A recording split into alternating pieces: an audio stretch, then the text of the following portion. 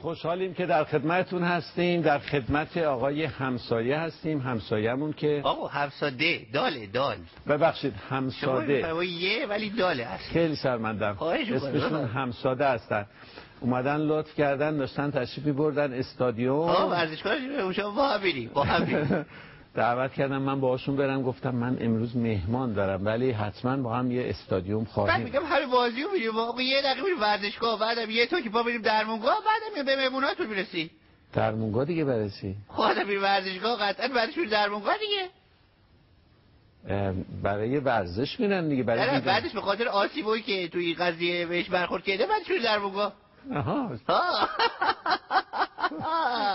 شما بله شما کلا به ورزش علاقه داری؟ من نه، من واقعا کلا به ورزش هیچ علاقه ندارم. یعنی داغونم نسبت به ورزش. اتفاقا یه تنفر خاصی تو وجودم ریشه نبوده از ورزش. یعنی فوتبال دوست نداری؟ اصلا فوتبال چیه؟ والیبال، هاکی، سپک تاکرا، هر کدومش بگی من متنفرم. خب برای چی میرین استادیوم؟ برای دوست داریم عنوان تماشاگر؟ نمیرم معمولا. همینجور از این رو میفته از این رو میخوره معمولا. یه جوری پا به استادیوم وا میشه. وقت طرفداری پس تیم خاص. این لباس لباس خیلی عجیبیه. این لباس ورزشی اصلا من میگم آقا بذار از قبلش براتون تعریف کنم. مثلا بچگی‌ها که چی جور شد اینجور شد. بفرمایید. آقا ما بار اول داشتیم فوتبال نگاه می‌کردیم می‌خوره بود.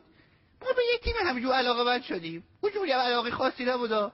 دیدیم این تیمو 3-2 جلو هست. گفتم سریع برم ورزشگاه، علاقه‌ام دارم میرم اونجا، تیمو هم میبریم میپخوریم تو ورزشگاه. آقا ما سوار ماشین شدیم رفتیم تا ما رسیدیم 4-2 باخت. ما نفهمیدیم 3-2 جلو بودیم چجور 4-2 باختیم. 4-2 باخته؟ یعنی داغون شدم سر بازی. چرا ضایع شدم تا 2 هفته تو خودم بودم.